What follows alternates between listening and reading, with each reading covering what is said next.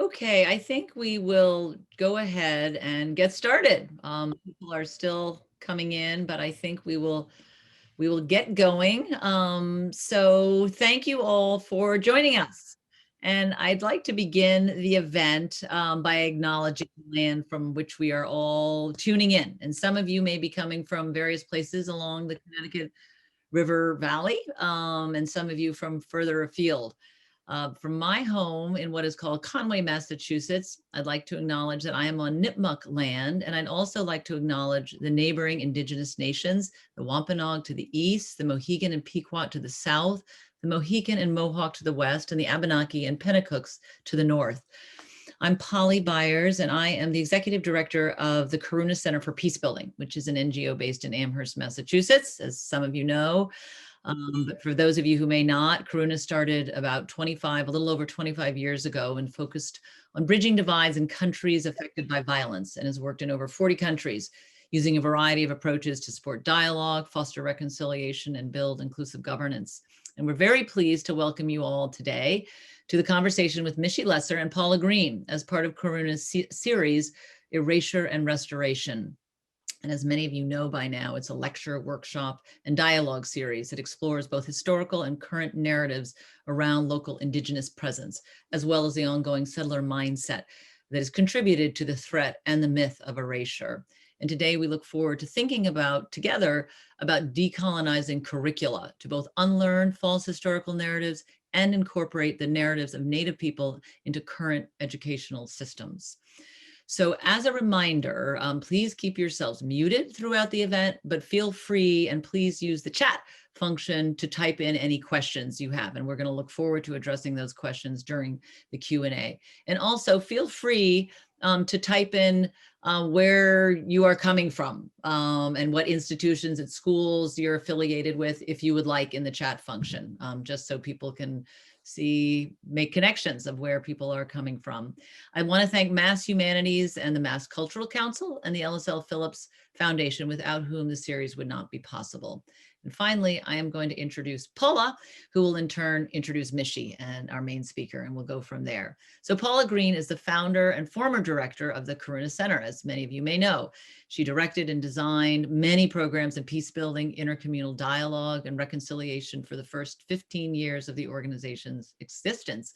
Paula has extensive international experience in peace building and conflict transformation, working as an international consultant, a facilitator, and lecturer in the US, Europe, Asia, Africa, and the Middle East, and brings a sense of social responsibility and spiritual awareness to her work as a psychologist, educator, and a leader in the peace building field. As a professor of conflict transformation at the School for International Training, or SIT, in Brattleboro, Paula founded the Conflict Transformation Across Cultures, or CONTACT, program that some of you may be familiar with, which is a summer institute and graduate certificate program designed to strengthen community building and conflict intervention efforts of peace builders worldwide. She serves and does serve as an active board member for several international peace organizations, and happily continues to engage with Karuna Center as a senior peace building advisor and a consultant. And with that, I am going to turn it over to Paula. Thank you, and good evening, everybody. It's nice to see so many familiar faces on this gallery. It's a wonderful collection of people known and unknown, many old friends and colleagues. There's so much to say about Mishy. I'll start with the professional contributions, which are awesome. And then I want to get to some of the personal part, because we've known each other for a very long time. So Mishy is an Emmy Award winner, which is a rather rare accomplishment. And she's a researcher and a learning director for the Upstander Project. And she's an education fellow at the University of Connecticut in the Dodds Human Rights Impact Program. As if that's not enough, there's a lot more. We're just starting. She co-directs the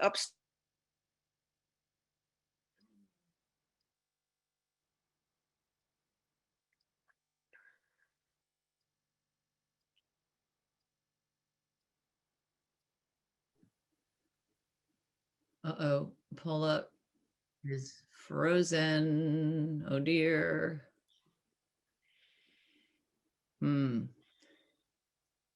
At a time like this, she might be able to have her voice without the face. Yeah. That's one possibility that I found out. Right. Paula, I don't know if you can hear. If you can hear, Maybe turn the video off. Upstander Academy. Oh dear. Mhm. Uh-oh. All right. All right. Okay. Send her a little a chat to turn off video.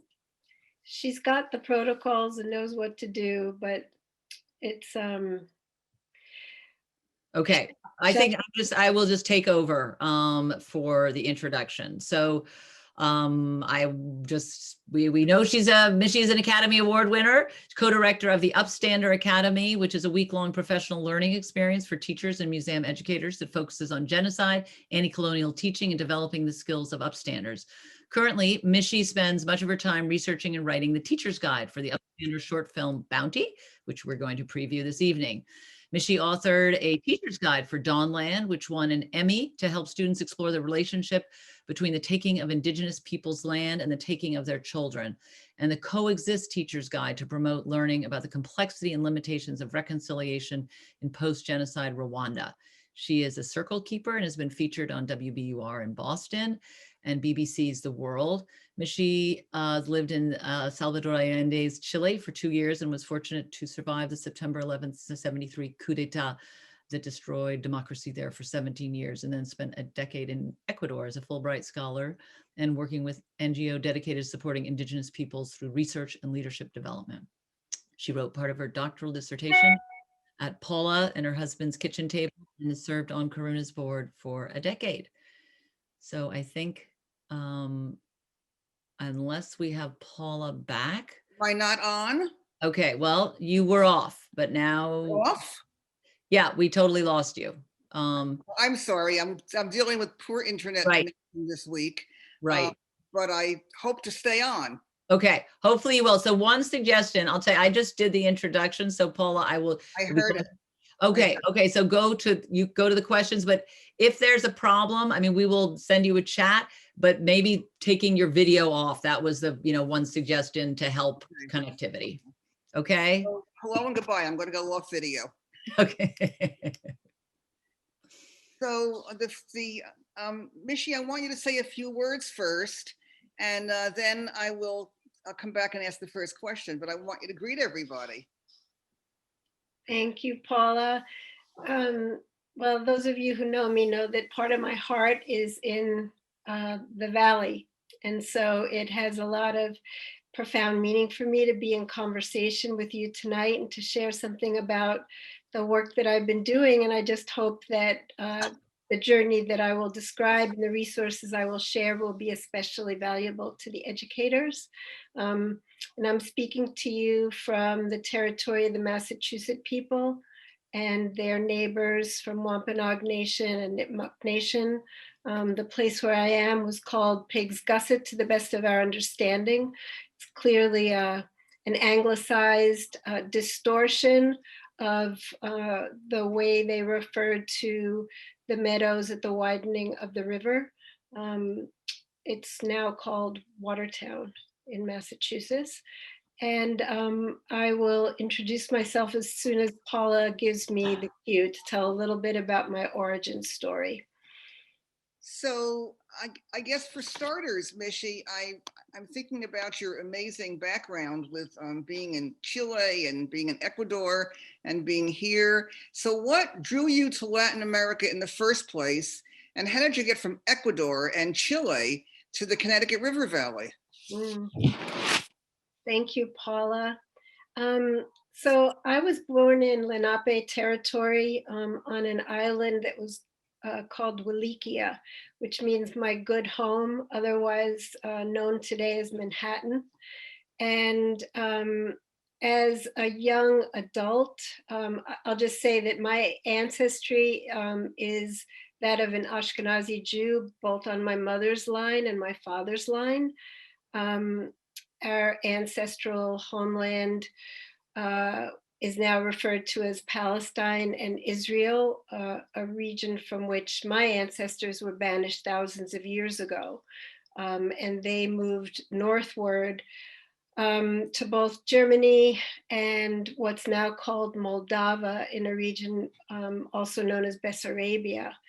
And Our diaspora language is Yiddish, of which I sadly only speak some words. And when my grandparents came to this country, they were not white, but they had white eligibility and they took it. And so I was raised white and very ignorant about the land upon which my ancestors came and became settlers. As a young adult, I decided to devote my self to education for liberation. And I had a burning question when I graduated from high school and went to a Quaker college called Friends World College. And that question was, why do so many people in the world hate my country? And it was 1971. And that question took me, rather than to anywhere else on the earth at that time, it took me to Latin America, where I thought I could learn the answers. And I arrived in Chile when Allende had already been inaugurated. It was the beginning of his presidency. And I feel like I found the answers to my question, and had very much to do with imperialism and colonialism. The reason for so much hatred against the United States in the 1970s. I don't know, I can't see all of your faces, and it's hard for me to know whether or not Salvador Allende is familiar to you. It's very hard to compare him to anyone, but I guess I wonder if Martin Luther King hadn't been assassinated and had been allowed to lead this country, think of that if you're trying to conjure up who Salvador Allende was. The coup d'etat on September 11th, 1973 wouldn't have happened without Richard Nixon and Henry Kissinger's direct intervention. And that impacted me profoundly. And I was there for the coup, and many of the people I loved and worked with were murdered and disappeared and tortured to death. And so those were, I was pretty young. I was like 20 when it happened. And I've often thought about how here in US, we don't have our own word for coup d'etat. We take it from the French. And I wonder if that's because we assassinate leaders here rather than depose them. Although, people were talking about coup on January 6th. So that's a rabbit hole I'm not going to go down right now in this conversation. But I'll just say I was fortunate to leave Chile alive and return to New York City, and devoted myself to human rights education and research about the US role in orchestrating the coup d'etat, and in the process finished my bachelor's degree, applied for a Fulbright scholarship, was able to go to Ecuador in 1980, did a research project that felt meaningful, but then did a master's degree, which was much more a much more profound learning experience for me. And then I was able to work at an NGO, an Ecuadorian NGO, for 7 years. And in the process of working with people, indigenous peoples from the northern highlands of Ecuador, there came a point where I realized that I knew more about their history than my own ancestral history. I knew more about their history than the history of the indigenous peoples of this country. And something started to churn inside of me. And then my father died in a freak accident in 1989, and I could not properly grieve or be supportive of my mother from so far away. And I released a prayer to the universe. I felt like I need to get back to the States, but I don't know how to live there. I really felt a very strong love-hate relationship with the US. And I was able to come to the Valley to work with ITD and to do a doctorate at the Center for International Education. And that's how I came to Massachusetts. That's a very thorough answer. And there could have been a follow-up question, Mishy, about how did you get to Native people? But given your life story and your passions and your comments, it all makes sense that you would work with people who are oppressed, and you're doing it here in this land that we all live on. That's really wonderful. So your work with the indigenous is just a part of this long story of your life. And I think for all of you, the feeling about the Allende coup is a reminder of the danger of coups. And what happens is 17 years without a democracy after that. So we have to be pretty cautious about what's happening in our own country in that way. Let's talk about the Upstander Project, Mishy. What is it, and how did you go from post-genocide Rwanda, where Kruna centers work so much, to indigenous peoples in the U.S.? Thank you, Paula.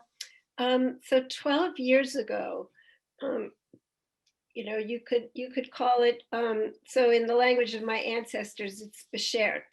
It's when there's something is destined to happen. So a young aspiring documentary filmmaker named Adam Mazo found me. He saw me co-lead a meeting somewhere and found out about the work that I had done designing curriculum for a coalition of African American churches in Boston. And he reached out to me. He said, I'm about to go to Rwanda. I want to become a documentary filmmaker. I don't want to just make a film. Can you help me? And I was like, yeah, I'll talk to anybody at this point. I was sort of working on my own at that point in my life. And we had a series of conversations that I recall as me just asking questions, like you're doing with me now, Paula, just question after question. And he went off to Rwanda and we eventually worked on a film called Coexist about the post-genocide period. Was nominated for an African Movie Academy Award. And I wrote a teacher's guide to accompany it and began doing a lot of work in middle and high schools with around sort of the social and emotional turmoil of young people, and how you can, if you look at the earliest stages of genocide, and there are several models that provide a framework for that, how you can make connections between their experiences of othering, whether they're receiving it or doing it, and some of those early indicators that a society is about to enter a very dangerous period. And it was beautiful work. Did it for a few years. And then I started to feel something very uncomfortable in my own heart. And that was, why are we focused on genocide in a faraway place when there's genocide in the history of this country? And while I had, I'd incorporated discussion questions about that and some research topics into the Coexist Teacher's Guide, I felt like, we weren't even Upstander Project yet. We were the Coexist Learning Project. That we needed to focus more on the history of this country. And I feel like I released that into the, as a prayer from my heart to the universe. And then one day I was listening to WBUR in Boston. There was a short piece about genocide, about a Truth and Reconciliation Commission recently formed in the state of Maine between the Wabanaki people and the state's child welfare system over the forced removal of their children. And I felt magnetized to the radio, and that I sent that audio file to my colleague Adam, and that thus began a slow process of courtship, whereby a few months into it, I call them the godmothers. They're from Wabanaki Reach. They're an organization of Wabanaki and non-Native people who kind of imagined, conceptualized, staffed, and made the Truth Commission happen there.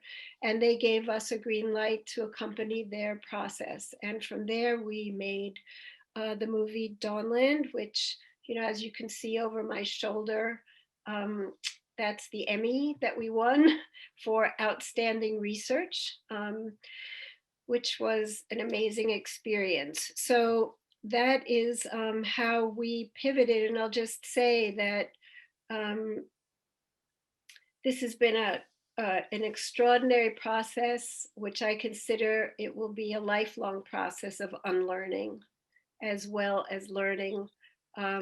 I have been digging myself out of a very deep hole, not just of ignorance, because most of us who are non-native are ignorant about the history and issues and struggles of the original peoples of this land, but also what my friend and colleague Roger Paul calls the twistery. What I was taught was so wrong. And I think I will be trying to correct that for the rest of my life. I love that phrase, the twistery. I think that's something we could all think about in terms of the history that we've been taught all our lives. History is always taught by the conquerors, never by the conquered, and by the powerful. And it's a twistery, all right. So that's a wonderful phrase to keep in mind. So Mishy, film. So you made Dawnland, you're making Bounty. You've been really in the film business, which is quite wonderful. And I wonder if you could tell us about Dawnland, which would help us prepare for the short film we're going to see tonight. Thank you, Paula. And I wonder if my colleague Chelsea could bring up that first slide. Thank you so much, Chelsea. She's my colleague who's running the tech for us. We owe her a debt of enormous gratitude. So this country has a very long history of taking Native children away for the purpose of trying to make them white.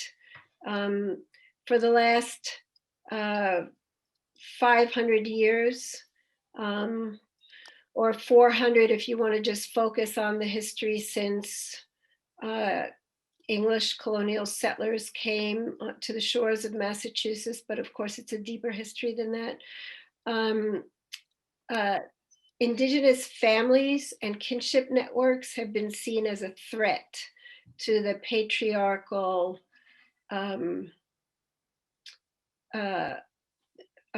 nuclear family that is very characteristic of Eurocentric societies.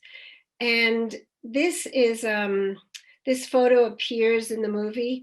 You know, the movie sort of tries to introduce people to at least two realities that most of us who are non-native don't know about. One is this long history of taking Indigenous children from their families and trying to forcibly and coercively assimilate them, which has caused many generations of agony among Indigenous families to this day.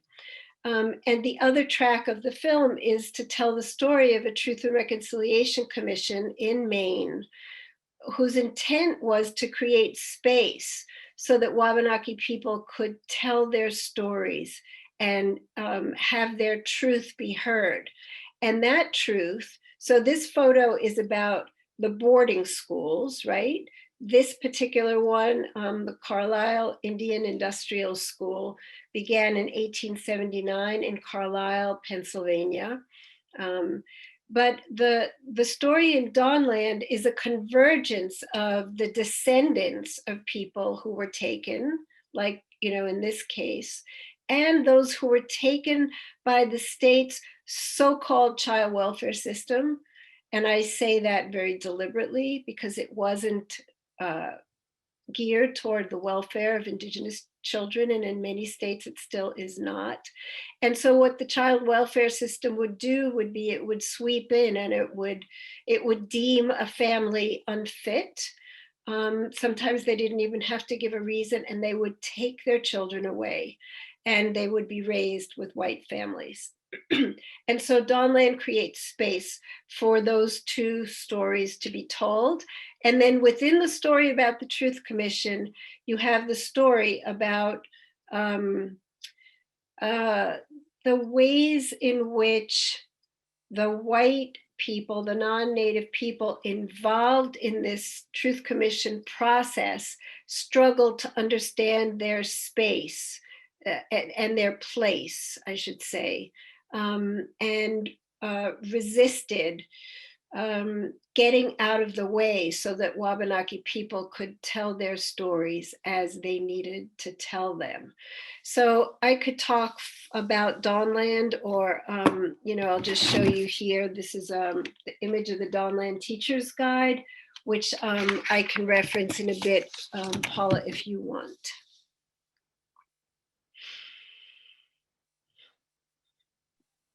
Thank you for all of that, Mishy. And this picture, was quite well known and very powerful picture. So I want to go on and ask you to share with the teachers in our community what you personally had to learn and unlearn in order to dedicate yourself to this anti-colonial education. Given that we've all taken the same twistery, where did it leave you, and how did you unpack all the mislearning in order to come to the truth? Thank you, Paula. Chelsea, I wonder if we could go to slide number 5, and then after that. So, doing this work on Rwanda, of course, I had to learn how to teach about the UN Genocide Convention, the Convention on the Prevention and Punishment of the Crime of Genocide, and especially Article 2. And so for me, it was really interesting to have, used that and learned how to teach that in the context of Rwanda, and then re-examine that through the lens of attempted genocide against the original peoples of this continent.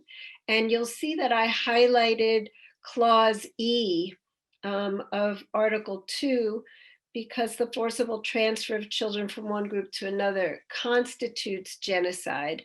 And I wonder, Chelsea, if we could bring up the 6th slide about cultural genocide. So I'll just try to keep this, focused on your question, Paula. What did I have to unlearn so that I could begin the process of learning? And those who have seen Dawnland have met our dear friend and colleague and teacher, Gisa Tanamuk, who is Wampanoag from Mashpee. And one of the things Gisa Tanamuk taught me and helped me understand, and it's kind of a different way of looking at the twistery, is that everything I had been taught was according to what he and others referred to as the view from the boat. In other words, the view of the people who came on those boats to the Massachusetts shores 400 years ago. And maybe, Chelsea, we could go back to slide number 3 now. And the distortion that comes from only using the view from the boat as your analytical lens for examining history, it's such a profound distortion. And of course, it reinforces white supremacy, and it reinforces the attempted erasure of Indigenous peoples. And so one way to correct for that, and I acknowledge, the boat and the shore may not work for people all over this continent.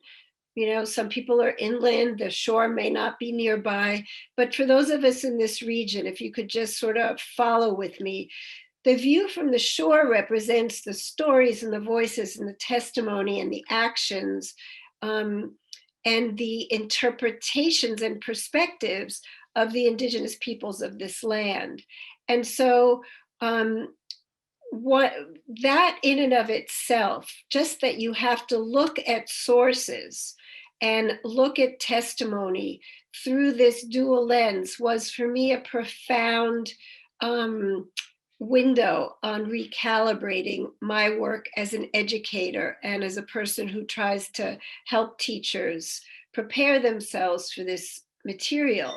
And so one thing I had to do when writing this teacher's guide was try to figure out, what is the real question here?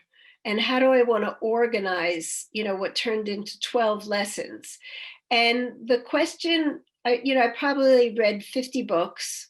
again, trying to deal with my own ignorance, by the time I felt sort of clobbered on the side of my head with a 2x4, and it hit me that the question I was pursuing was, what is the relationship between the taking of the land and the taking of the children? Because of course, Dawnland is about the taking of the children, but the children aren't being taken just to take them. It wasn't just this, it was vicious and cruel, but there was a reason they were doing it. And the reason was that they were trying to occupy and keep other people's land. And I wonder, Chelsea, if we could go to slide number 7, because part of this process of learning was just like, what do you call this system? I mean, I thought that I understood that I lived in a capitalist, or now we refer, some of us, to it as a predatory late stage capitalist society, that much of its wealth came from being also an imperialist power in the world. But I didn't realize that I also was raised in a settler colonial society, where those who came never left. And it's different than colonialism, insofar as colonialism is trying to extract riches and natural resources and dominate culture and destroy language and life ways, but they're not necessarily there forever. They're trying to, in a sense, pillage a country and move on to the next place they pillage. Settler colonialism is about coming and staying. And in order to do that, you have to displace the people who are there. So I wonder if we could cue up slide number 8. So this was sort of core to my own process of relearning, which is, it occupies the land to monetize its resources, but in the process of doing it, it has to erase, assimilate, in whatever way it can, the people whose land they have occupied through invasion. And it will use violence or the threat of violence and stop at nothing to do that. And, part of my learning was to also get that, as a settler myself, I had been raised on, this history of disavowal and a history of great privilege, where I never had to question, sort of my right to be here.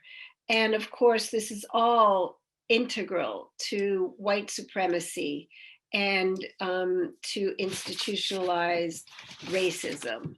So, as I dug more into that story, and maybe Paula, would this be a good time for me to shift to tell a little bit about bounty? Yes, absolutely. That's the last question anyway. Okay. So one thing that we wanted to share with you this evening, we think about Dawnland as an ecosystem, because the first film that we created was a 13-minute short called First Light. And if any of you out there are middle school or low, you're teaching lower grades of high school, even upper grades of elementary, you can share First Light, this short film. We created 9 learning resources that are freely available on the upstanderproject.org website. We start with the Doctrine of Discovery, and sort of give you primary sources, discussion questions, and activities, for each of these. And so First Light, we released in 2015. Then in 2018, we released Dawnland, 2 versions of it. One that was screened on PBS, that's been seen by probably 2,200,000 people at this point. That's a 54-minute film. And then an 86-minute film, which we really, that was the film we made first. And then we had to cut it back for what's known as the PBS hour. And then we released another short film that's 14 minutes long called Dear Georgina, about a very moving, beautiful woman who appears in both First Light and Dawnlight and tells her story about sitting in a bucket of bleach with her baby sister, hoping they'd become white so that the foster mother would love them. And we lifted sort of Georgina out of that and made a film just about her journey of trauma and healing. But we knew that we weren't done, that there was so much more to this story. And we decided to focus on one of the things that we learned through Penobscot Nation. They're one of the Wabanaki nations that still exist in the place we now call Maine. And Penobscot Nation displays in their tribal headquarters a reproduction of a bounty that was signed in November of 1755 by Massachusetts Lieutenant Governor Spencer Phipps, just not far from where I live in the old State House of Boston. And at the time, we didn't realize what we know now, which is that the Phipps Bounty Proclamation was the tip of a colossal iceberg. There were 64, I believe, different proclamations that were issued, in sort of the native Northeast, most of them out of Boston. There were proclamations, many of them both before and after the American Revolution in Pennsylvania and way beyond, all the way to California. And what these hideous documents did was they legalized the hunting and the scalping for enormous amounts of money of indigenous peoples who were targeted for specific amounts of time, and specific amounts of money were offered for children, for women, and for men's scalps, or for them to be captured. It's such a big story. And so we have decided to create a bounty. The short film you're about to see is a rough cut. It's called Bounty. And rough cut is sort of like if you're drafting a document and it's a rough draft. So it's not done. You are the first group to see this. And we are interested in hearing your responses to the film and the questions that it raised. And I'll just share with you my discomfort about showing it to you tonight. Bounty needs context, because the danger of making a film about a particular proclamation is that people could say, oh, that was so, so terrible. These things didn't happen anywhere else. Or, oh, that person who signed that proclamation, they were wrong and they shouldn't have done it. This was systemic. And most of my work now is to finish a teacher's guide for bounty, an extensive electronic timeline. And we have commissioned a play. Penobscot Nation's ambassador, Molly and Dana, is writing a play about a particular person who we learned about in the course of our research. And there will be then another film made about the making of the play. So this is just a beginning for us. And I guess maybe, have I said enough, Paula, about this 7-minute film? I just want to add that you're a phenomenal educator. Oh, And what you have to say is breathtaking and so critical. And I can feel the way people are listening, because I know how I'm listening and what I'm taking in from your passion, your dedication, and your tremendous amount of knowledge and skill in the work that you're doing. And I was thinking about Palestinians and Tibetans, who were two groups that I've been working with for 30 years. And it's settler colonialism, and everything you described that happened then and continues to happen now in our own country, it's also happening in Asia and the Mideast and other places in the world. And it's something we have to watch out for and work with. You know, the Uyghurs now in China is another group with more settler colonialism. And in many countries in Africa and Asia, we see this pattern happening over and over again, in Latin America as well. where I haven't worked, but where many of you have. Mhm. Certainly Mishy knows it so well. And this is a pattern, this settler colonialism. And studying it on our own soil with our own people is a way to give us entree into understanding how it continues in other parts of the world. And Thank we're you. all connected. If it's happening in one place, it's affecting every place. So thank you for your depth and your wisdom here. Thank you, Paul. And I so appreciate that you brought us to that, because it's really important that we understand that it is a system and that we breathe it. Those of us who are non-native do not have any, it's as if we're swimming in the water and we don't know that we are. So linking this story of attempted genocide that aimed to exterminate indigenous peoples through many different ways and means, including the taking of their children, linking that genocide to settler colonialism, and then linking that back to this evidence of exterminationism is really what we are seeking with Bounty. Often there are some circles, I hope fewer circles, where people will challenge this assertion that what has happened to indigenous peoples is genocide. I feel very confident arguing against that. And the UN Convention is it's so clear. We can go through every single one of those clauses and provide evidence. But the thing about the Scalp Proclamations is that it is written into the historical record that the English, or after the American Revolution, the new American authorities, commanded citizens or encouraged them to go forth and to kill, destroy, and eliminate indigenous peoples. So we really, we hope that this film will become a tool for teachers to bring this into the classroom. And I'll say one word about the Upstander Academy before I ask Chelsea to run the film. Years of doing this work with teachers, first around Rwanda, what the feedback we kept getting was, this was life-changing. I'll never teach the way I used to again, but it was too short.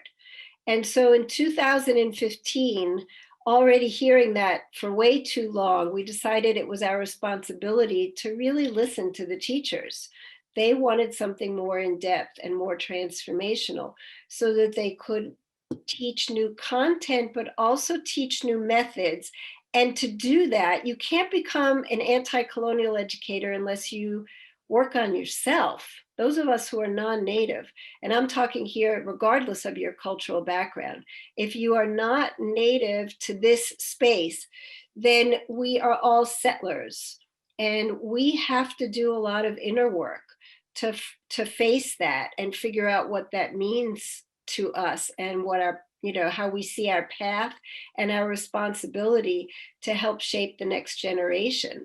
So we created something we planned for a year, and then in 2016, we launched in partnership with what's now called Dodd Human Rights Impact at UConn and the Mashantucket Pequot Museum and Research Center. And we piloted for 3 years in Connecticut.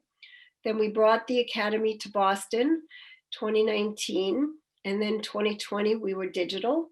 And 2021, we're going to be a hybrid model of in-person and digital. And we're hoping to make this, it started out 5 days. Teachers said you need an extra day here. So now it is a 6-day affair. And we're hoping to make it 2 weeks if we are awarded, please, prayers up, by the NEH for a 2022 2-week Upstander Academy. I can talk about that more after we watch Bounty. Well, Mishy, I just want to say that when I started the contact program at the School for International Training a long time ago, it was 1 week, and then it was 2 weeks. There's several people on this call who were students in it when it became 3 weeks.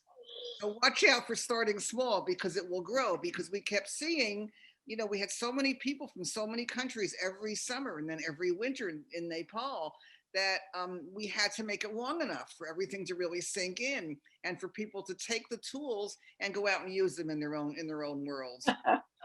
So things grow, as you know very well, because that's part of who you are. Thank you, Mishy Paula. and I have known each other for, I don't know, 30, 35 years, something like that. And for me, she's the next generation carrying on this work. And those of you who were my students who were on are the generation after that, who are going to pick it up in the future. And that's our job as peace builders, is to keep passing the chain and passing the consciousness so that we can all carry it. And we started with Karuna Center in Rwanda the year after the genocide. I was first invited in, so it was as raw as anything could possibly be on this planet. And I continued to go for 10 or 15 years, and then my colleague Olivia picked that up, and we kept having projects there because the work is never done. And in this country also, the work is never done, the healing is never done. We're always still in progress. So thank you, Mishy. I think we're probably ready for the film now. Yes, dear Chelsea, if you could run the film. Paula, you and I should mute ourselves. Yes, and afterwards we're going to have Q&A, and Polly will be organizing that.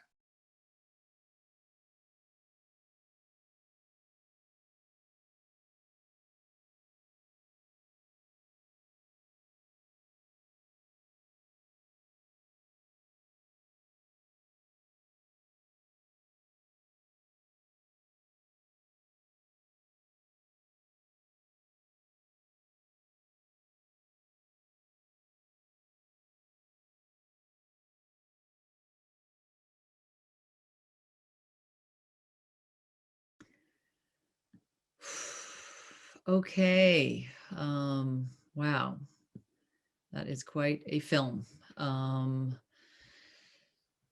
So I have going to have a couple of questions for Mishy, and then I'm encouraging all of you to type in to the chat any questions you have. I think it's sort of a lot to take in and process, but please do put in anything that you have question-wise, and we will try to go through them. So maybe, Mishy, just to begin, I mean, you've started a little before to Paula's question, but tell us about the making of the film, the research behind it, and you talked a little bit about the future projects and plans, but anything more about how Upstander will take this film forward? Thank you, Polly. Yeah, there's a lot to say. I mean, just on a personal note, this is not easy research to do. It's actually quite gruesome. So, I often speak a lot to educators about the need for self-care.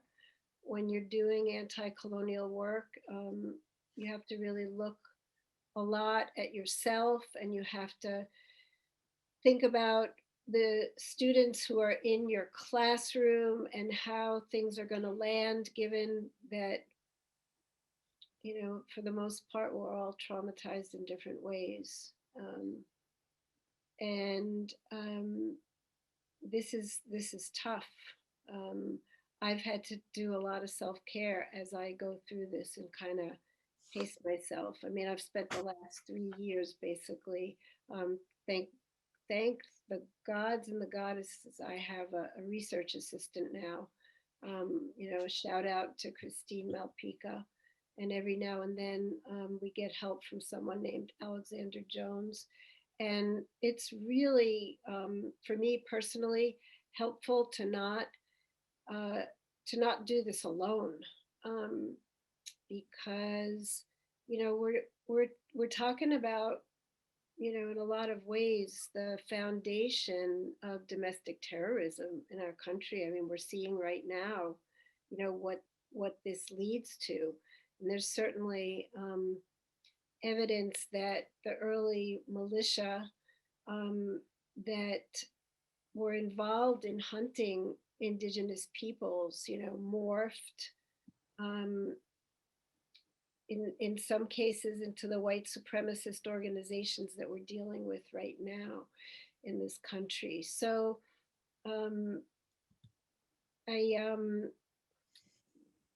Massachusetts has, extraordinary archives, mass archives, even in the pandemic, has been very generous with us, helping us to try to make this connection between the people who scalped, the money they were paid, and the land that they came to own. And that's where we are right now in this process. So we have the names of those who scalped in some cases. Of course, many, I don't know if most, but many records have been lost. We don't have the names of many of the people who were scalped, who perished, who were hunted and mutilated and murdered. And that is very disturbing. So right there, it's so imbalanced. And as an educator, I feel like I just have to acknowledge that and let students chew on that because that goes to the heart of the view from the boat, the view from the shore. What records get kept and what don't.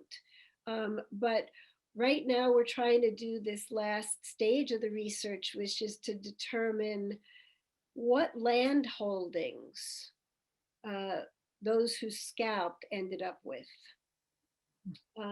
so that we can be giving teachers and their students the elements they need to answer the compelling question that's going to organize the Bounty Teacher's Guide, which is, what is the relationship between the taking of the land and the taking of the scalps? It's kind of a different iteration of the Dawnland Teacher's Guide that focused on land and children. So, Polly, I don't know if I answered your question adequately. I think I forgot some piece of it, but I see so much is coming into the chat. Yeah. No, there are a lot of great questions coming into this, but so I don't know. I've got some broader questions that maybe okay, maybe I'll go with them, but we've got a lot of great questions. So thank you all for typing those in. Maybe just briefly on the sort of state level, what can you tell us about this, the state legislation to decolonize curricula? What do you say about that? Yeah, so there are other places in the country that those of us who live in Massachusetts really should look to learn about this. I would recommend, looking at Washington State for lessons learned. So they have actually, I think it was in the 1990s, they began a real serious effort across tribal education departments to create a formidable curriculum called Since Time Immemorial that tells the story of the original peoples of that part of the Pacific Northwest. And only recently, and this is interesting just to think about how long these things take, only recently has Washington legislated that new teachers graduating from its schools of education must, not might, must study the history of the indigenous peoples of that region and know how to use the Since Time Immemorial curriculum. Most districts are not doing it yet because these things don't necessarily come with a how-to manual. The curriculum is produced, but then how do you go into a school and figure out who needs to do what to transform themselves to be able to learn both the content and the methods?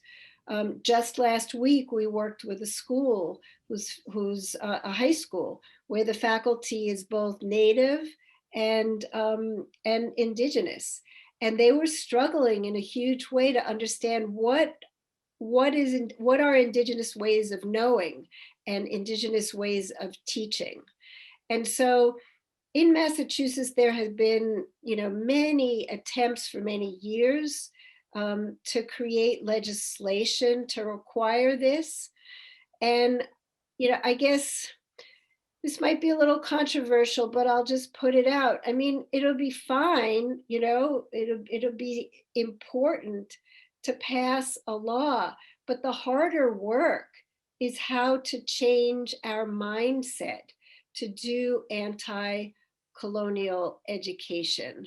And, in that process, and I was reminded by some Native teachers there last week, it isn't just the non-Native teachers who have to go through this process of unlearning and learning, because many of them, they were taken away, or their parents had been taken away and forced to learn a very different version of history, and they were force-fed different values.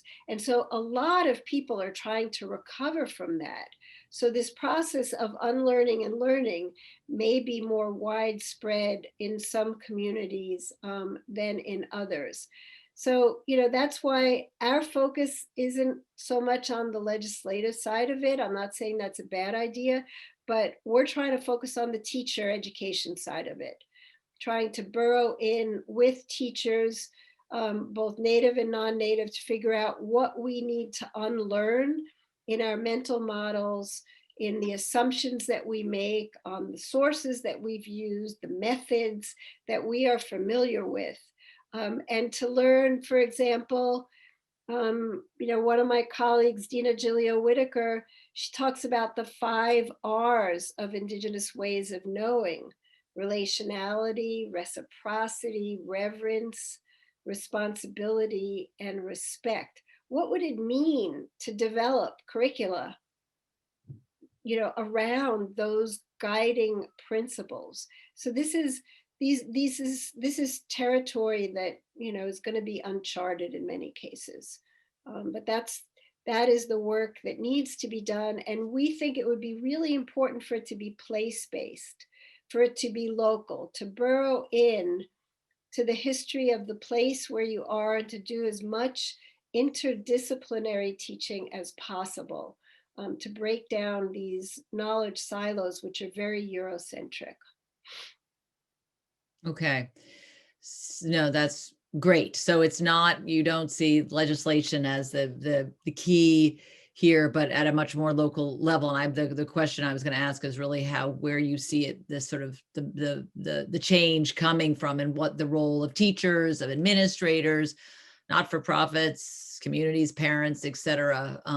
But what would you say to that you see them as Well, I would say tribal educators are key. So I certainly don't want to dismiss the importance of legislation. I'm just saying that if we don't build this from the ground up, Washington State, it's taking them, so many decades to begin to really sink their teeth into how you do this, and what are the new concepts that need to be learned. And I think it's really important, all the different stakeholders that you mentioned, Polly, but to put tribal educators at the center of that process, to really, kind of drive that reorientation that needs to take place. Yeah. Okay. So there are a number, I'm just going to kind of group them together, but there are quite a number of questions you may have seen about trauma. Number one, how do you address the trauma that watching this film brings forth, as well as that within our blood and that of our students? Somebody else commented, we are likely like children playing on the rim of a volcano. The collective trauma is so vast. How do we face this with care and purpose? How do students handle this deeply disturbing information? What are they encouraged to do to make use of it in their lives? So those are a couple on trauma.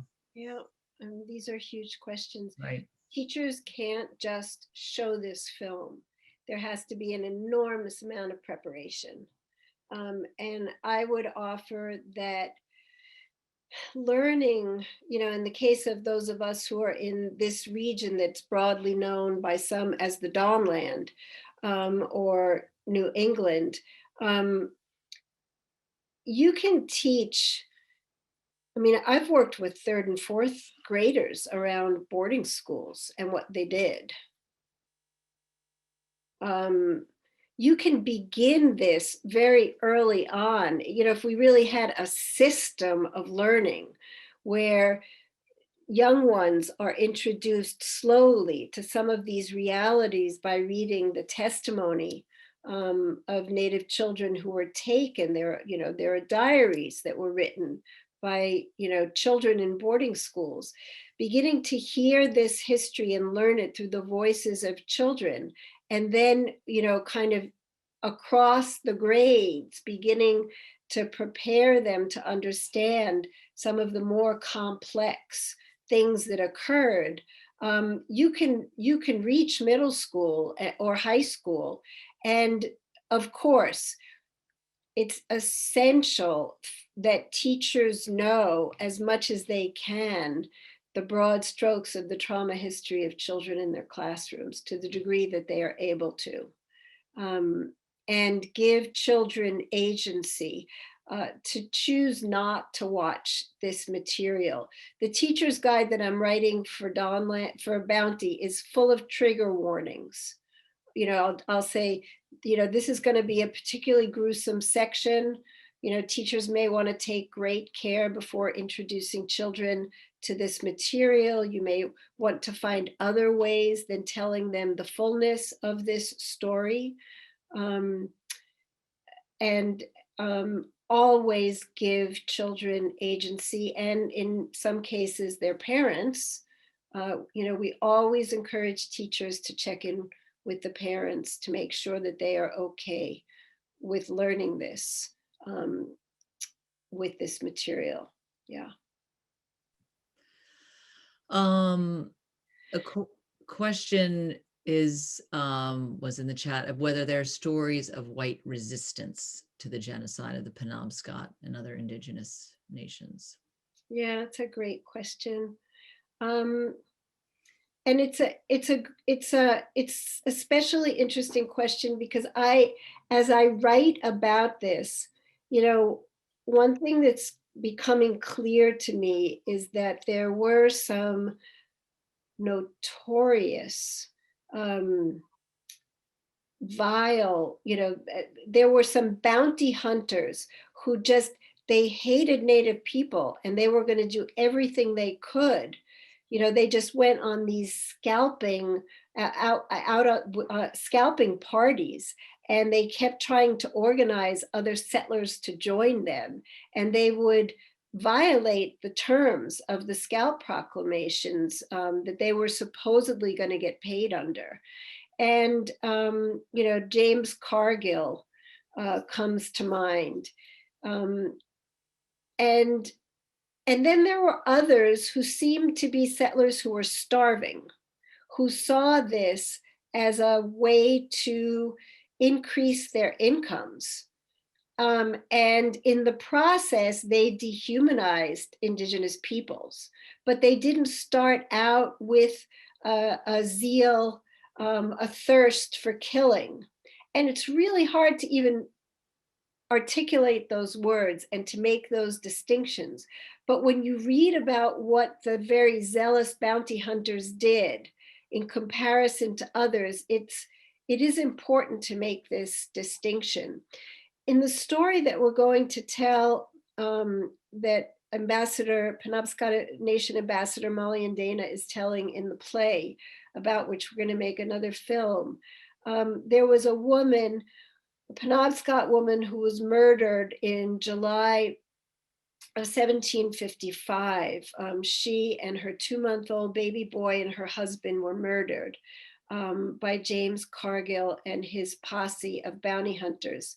And she, as a Penobscot woman, was supposed to be protected. under a particular bounty proclamation. And of course she wasn't. And when the women at a fort in Maine found out that she had been murdered because Cargill arrived at the fort with her scalp, they wailed and they wept and said that Cargill had killed their delivering angel because she was a peacemaker and an herbalist and a healer and a culture keeper and a knowledge holder. And she visited with the women in the fort, trying to help them learn how to use medicinal herbs. Now, could we say that those white women were resistors? It's a really good question. We have been scouring historical society libraries. I've had this hope that one of them wrote a diary or something that's just lost somewhere, and we have not found anything. I hope there was white resistance. I don't have evidence of it yet. That's the truth. That's what it sounds like from what you're saying, that you really don't have any evidence of it. A question is this: my family came over on boats to this region a long time ago. Our eerie and complete silence about the indigenous experience implicates my people in these atrocities. How can I begin to make amends for this? Andy, thank you for that very fine question. We're in conversation right now with someone in Maine who we think his ancestors scalped. We're still trying to verify that. We know that he went out on scalping, they called them scalping parties. It's so hideous to say that. What we don't know is if he actually scalped and if he exchanged that scalp for money. But the conversation with this particular person has been, what would it look like for you to acknowledge that publicly if we can find evidence of it? What are the implications of that for you as an educator in the here and now to acknowledge that to your community and to your students? Is there such a thing as taking some kind of responsibility as someone who has been raised with settler privilege, who is part of the settler colonial system, because we're all implicated in it if we're non-native? Does that change anything? What's the meaning of it? And I'll just share with you all, it's, we're sort of, we're learning as we go. We are asking these questions and sitting with people, trying to distill the answers together. And this is only the answers are gonna come in community. They're not gonna come from one person's mouth. I mean, there will probably, perhaps bounty will be used more with high school students, college students, and adults for a long time until we can create that pipeline of learning that prepares the younger ones for it. And maybe there will be a lot of listening circles where people can really engage with one another to explore what the meaning of this is. So I feel like it's a process. Nobody can answer that question about how to begin to make amends other than do all the unlearning and the relearning and all of the active steps of unerasure that you can. So as we're coming towards the end of our time, I just want to turn back to the curricula side of things, given that I assume we've got a lot of teachers and educators here, and you mentioned this, in terms of looking for inspiration to the state of Washington State, for instance, and what they've done. So I'm wondering where you would point people, teachers listening here who are interested in learning more, in looking at their curricula. What would be your advice to them, sort of in a practical level of where to go for resources, whether it's the Upstander Academy or what you would say to them. Yeah, I've long thought that we should have an Upstander Academy in the Valley. That would be a tremendous undertaking. It would require a lot of partners coming together. There'd have to be strong teacher demand for it, but who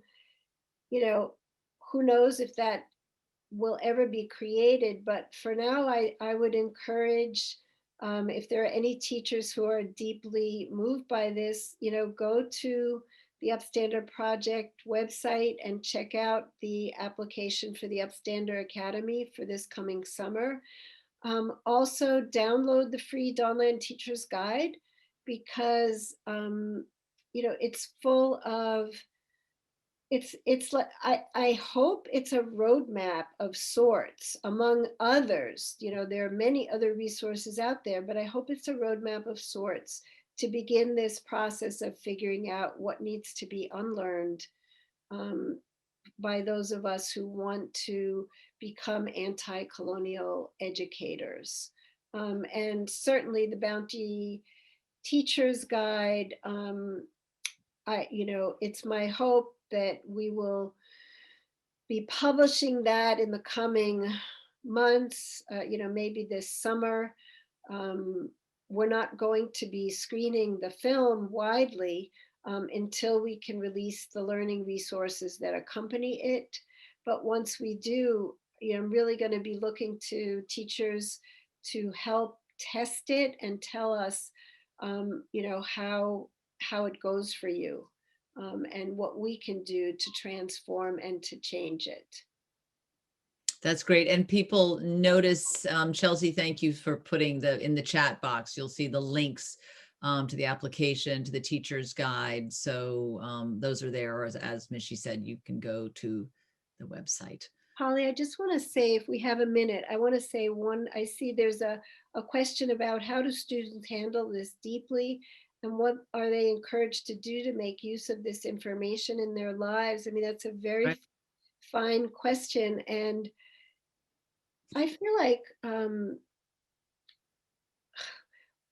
current events, as they have presented themselves to us in this country over the last 4 years and over the last few weeks, are certainly, I feel like my analysis of current events is very much impacted by my understanding of this history.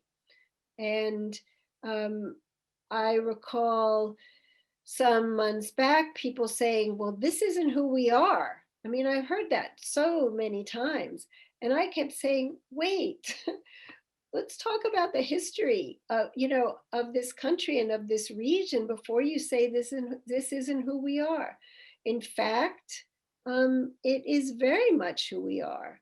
And the challenges that we're dealing with right now, I see a direct through line from the hideous history that we're centering in this film, to the present moment. And I would encourage people, as you engage with this material, the way you make use of it in part is how you see the current moment, how you interpret the society with all of its complexities that we have manifested together. Mishy, I want to comment on that, because I'm working in this context now on bridging divides projects, and this business about we're all the same, we all love each other, let's have unity, is such a myth based on the fact that it's too hard to face the truth, that we have always been divided, we have always been polarized. That's right. It's more visceral and visible at the moment, but it's not anything new. And you're reminding us that it's not just in our recent history, but it goes all the way back to before the country was a country. That the almost the land is contaminated with the violence that happened here, and everyone who's come has bought into this twistery, and never understood that there's polarities and violence are in our history, and we need to get to this beginning in order to unearth it and heal it. Otherwise, we can't heal it. Beautifully said, Paula. Yep. Yeah. Well said. We are about out of time, but I'll quickly, there's one more question here from Sarah. Is there feedback from the film participants on how they think this information should be used going forward? I'm interested in better learning, understanding their perspective. So just that's our last question. Thank you, Polly, and thank you, Sarah. So, you know, as I said earlier, you are the first people to see this cut of the film, the very first anywhere. So I can get back to you on that, Sarah, if you want to reach out to me. But it's just so emergent right now. The families who came to Boston and sat in that, you know, space of the council chamber on the second floor of the old State House want this story to be told. They want this history to be studied. They want the narrative, the false narrative, especially here in New England, where people think we are better. They want that narrative to be contested. They want attempts at erasure of their struggles of resistance and the challenges they have faced and the courage they show by engaging this hard history. They want that to be known. And Ambassador Molly and Dana is writing this film, this play, to lift up one of her ancestors who was slaughtered during this period. And she's allowing us to make a film about that play to reach an even wider audience. And when I first learned about this woman whose name is Margaret Moxa, I was like, why do we know about Paul Revere and we don't know the name of Margaret Moxa? How is that possible? It's up to us to change that. And so the people who are in the film want that to be changed.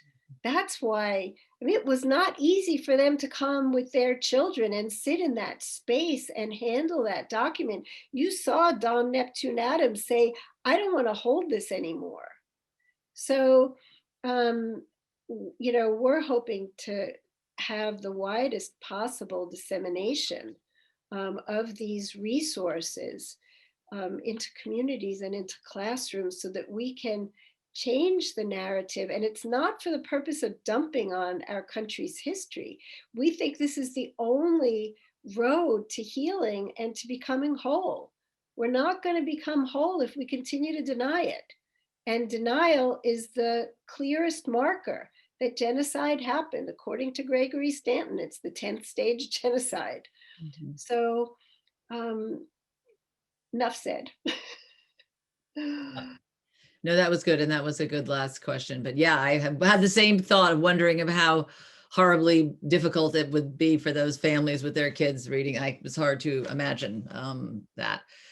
Anyway, so I want to thank you hugely, Mishy and Paula as well, for sort of facilitating, but you know, for sharing this movie that is just out. I mean, I really think it was hugely powerful for this group to see and for you to share with everybody. So thank you for that and for your work. We really hugely appreciate it. And I just want to quickly say in closing, thanking you all for participating and for the great questions, and to just let you know that the next event we are having is on March 1st, and that's going to be a conversation about pre-contact Native history in the Connecticut River Valley. So I want people to be aware of that, and you can go to the Karuna website to learn more, and also to let you know that some working groups coming out of this series are being formed, and a decolonizing curricula working group is going to be launching in early March, guided by Professor Ron Welburn and Jessica Dolan. So thank you again, all of you, for attending, for the questions, and for Mishy, and to Paula. Greatly appreciate it. Mishy, it's remarkable. Keep up the good work. We need you. You're a real leader in this field, and I Just know a there's learner. much more in you to do. Thank you so much, Paula, for joining me. Thank you, everybody. Thank you, Thank Paula. you. Thanks so much.